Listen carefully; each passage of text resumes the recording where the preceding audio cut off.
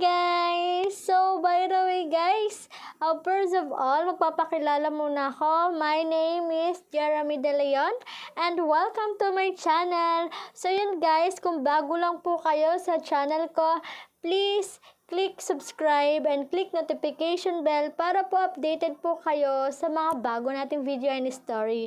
So yun guys, so by the way, first of all, thank you so much po sa mga subscribers natin dyan. So, na-reach na po natin ang 1K guys. Thank you so much po.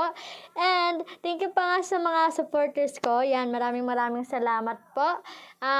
Tuloy-tuloy nyo lang po yung pagsuporta sa akin. Then, ako rin po, nagbabalik din po ako ng pagtitiwala nyo sa akin at pagsuporta nyo sa akin. So, maraming salamat po guys. So, ngayon guys, isi-share ko lang po sa inyo story about po sa or opinion about po sa okay bang ipost sa mga nanloko sa'yo or yung mga taong nanloko sa'yo. So yun guys, okay lang ba na i-post daw po sa social media? So, i-share ko lang po yung opinion ko about dito and comment nyo na lang din po kung ano po yung opinion nyo dito. So yun guys, ayan, thank you so much guys. Let's start na po. So, ayan, you can never justify that someone destroyed your peace and that is the reason for you to destroy someone else's. Most people would say, yes, kasi niloko niya ako, kasi sinaktan nila akong dalawa. Pero, para hindi sila maging masaya, quits na lang kami. Ipopost ko sila. So, ganun lang kasimple guys. So, at the end of the day, to some people, that could be a good reason to post those people who hurts you in social media. But in the end of the day, if you're thinking na this is a way for you to easy out the pain, kasi sabi nga nila may iba-iba daw na way on how to cope up with the pain. So, I could understand the reason why someone would post yung taong nanloko sa kanya sa social media. But in the end of the day, my friend, I always tell this, what's the point? If your point is just to get back to these people, I think you have to develop a maturity level wherein lugi ka ba din kasi sa totoo lang, yeah, fine. You could tell me at least, quits na kami, at least nakaganti ako sa kanya. Basically, that is the kind of person you are. You are a kind of person who justify hurting others just because they hurt you. And I can understand if someone like that. So, but if you're gonna ask me a question about okay lang ba na i-post yung mga taong nanloko sa social media, I don't think that's fine.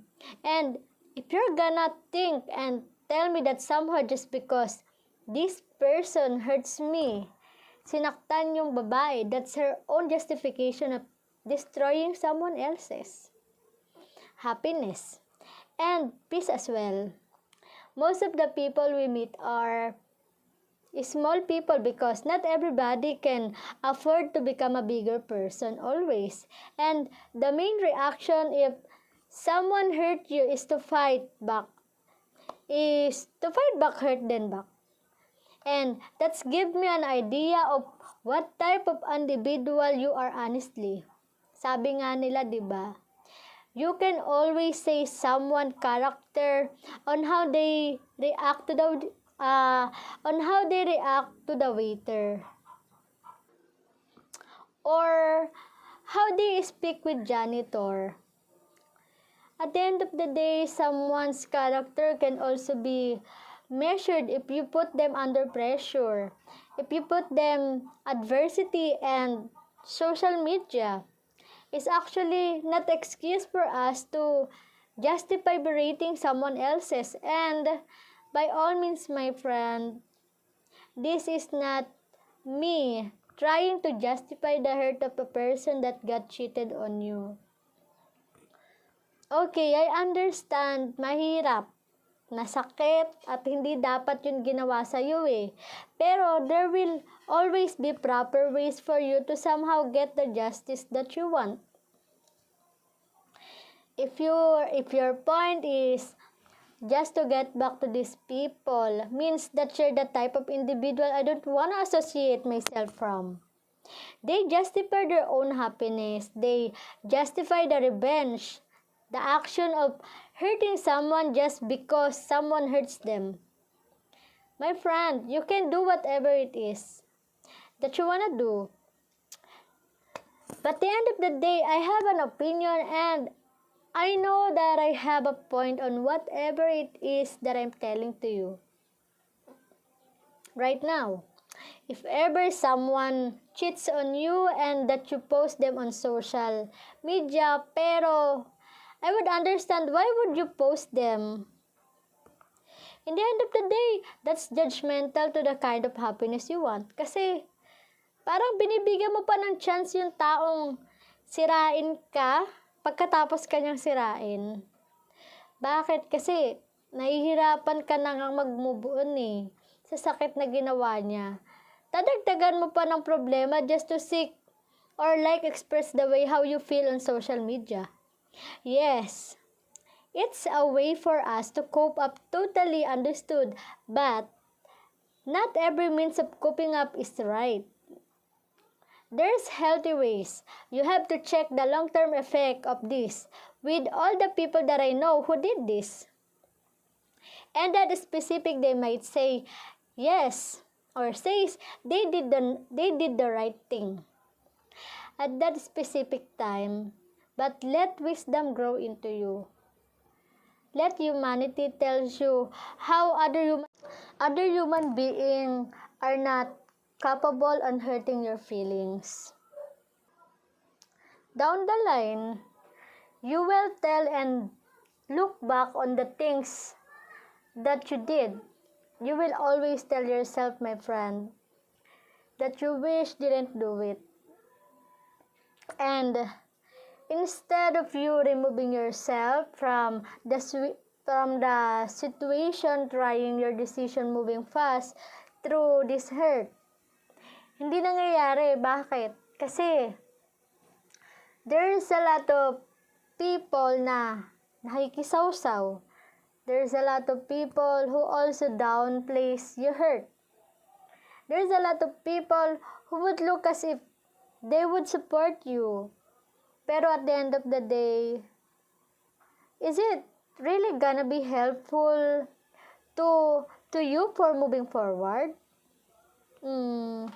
So yon, if you are individual, it's not really capable of moving forward with own strengths. Yes, it could.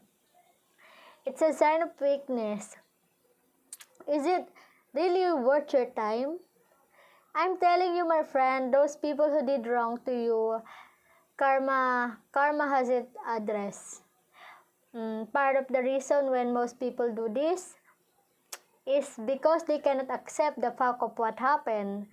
Life is a race. If those people could, after being hurt, those people who, after getting punched in the face through adversity, will always be left behind. And there are people who got locked down. There are people who was actually got hurt ways worse than you. Now, this is not me trying to tell you you're not supposed to feel the hurt pain. Fine, you should, and it's okay, but do that while running. May pagkakataon sa buhay na minsan, you have to really tell these people, because most of them at that specific time, they might be able to relate, and that's the reason why they justify, because they did the same thing. You know that I'm saying. One of my friends says, people have different ways of getting over things. We can't dictate anybody what to do and not to do. Of course, we always cope. Kasi if the way of them coping up is towards a place where it will not do them good. The kind of platform that I have, I can't just be there, stand up, and see someone, and the way of them coping up is to jump over a cliff. So yun, people have a different ways.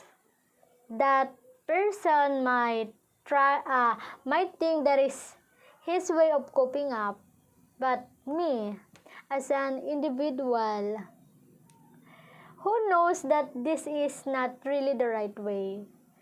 I know for a fact it's not the right way for you to compensate that pain by destroying other people's peace just because they destroyed yours. And you could disagree on me on this. And I would understand, but I already know what type of individual you are. This is God telling me that this you just really know your value, or this is God telling me that this person is not really for me. If you just really know your worth, if you just really know your value, again, at the end of the day, all boils down to you. Maturity you define is that you have all the power to destroy someone, but you choose not to. And you know what? That called maturity.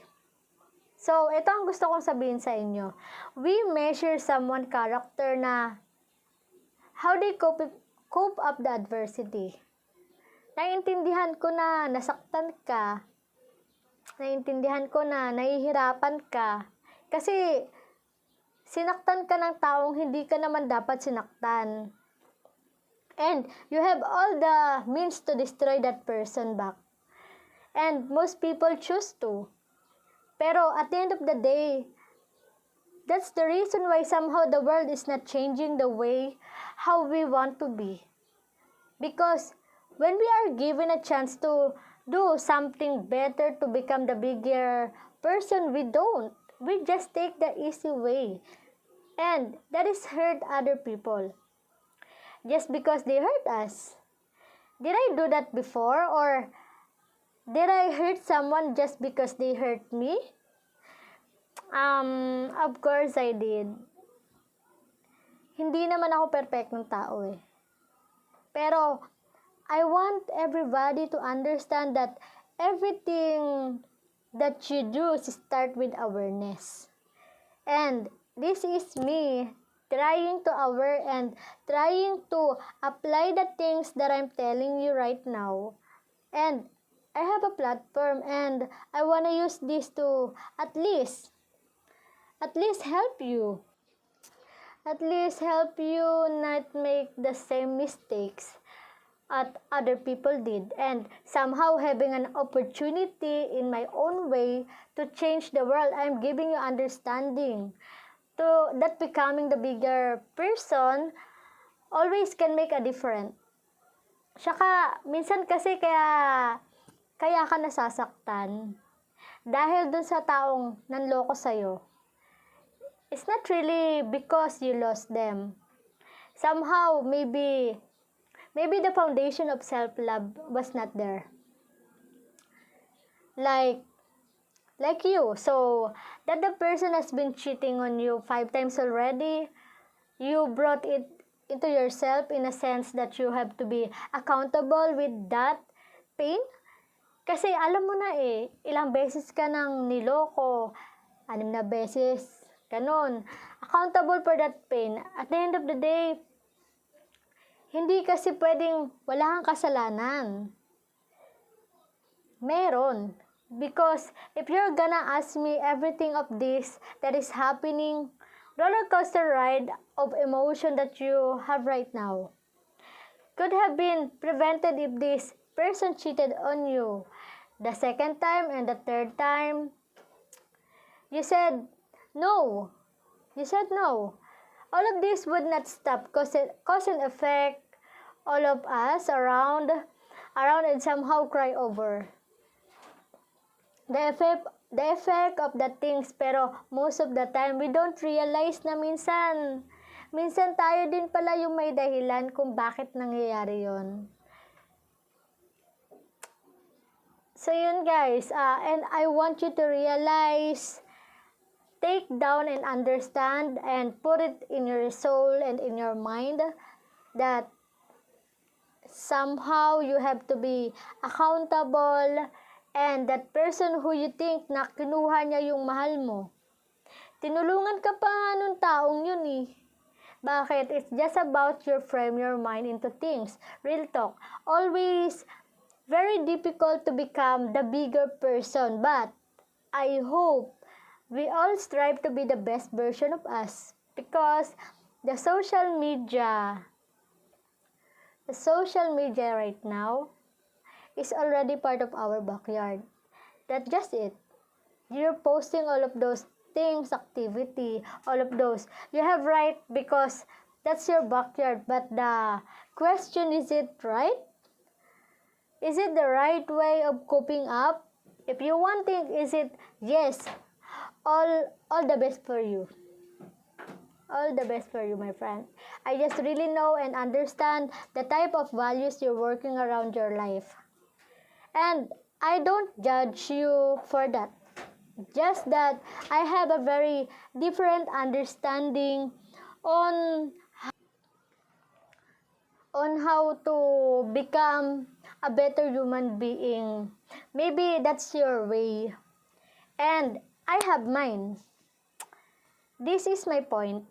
Part of the reason why it hurt us is because we really think that it was our loss. There's a time where you invest the time and effort and energy, and you have plans that this person destroys it. The right man can never be stolen. If your man was stolen, it was not your man. They stole from you. They stole a problem from you. And you have to be thankful because this kind of people got removing your life. Ang tamang lalaki, guys. Ang tamang lalaki, take note guys ha. Ang tamang lalaki, hindi yan nananakaw. So yun guys. So thank you so much guys sa pakikinig. Ayan, sana tinapos niyo po yung ating video. Maraming salamat po. So comment niyo lang po yung mga opinion niyo po about sa ating topic ngayon. So sana guys wala pong ganun guys, kasi alam mo yun, alam mo yung problema na tapos dadagdagan mo pa ng panibagong problema guys. So ganon, kung may problema, magbuwas tayo ng problema, wag natin dagdagan. So yan, thank you so much po guys for listening. Ayan, thank you so much po. Bye! See you on my next stories. Ayan, thank you, bye!